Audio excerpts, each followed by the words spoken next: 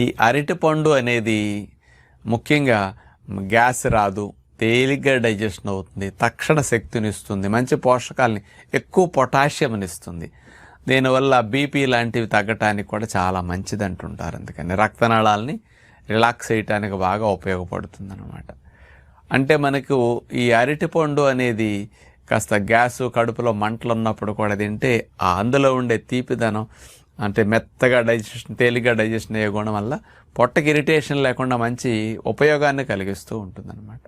ఇలాంటి లాభాలు ఇచ్చే అరటిపండుని మనం కష్టపడేవారము, ఎనర్జీ ఎక్కువ కావాలి, సన్నగా ఉండే బరువు పెరగాలి అనుకునేవారంతా వాళ్ళకి కావలసినట్టు 2, 3, 4 రోజు తిన్నా ఇబ్బంది లేదు.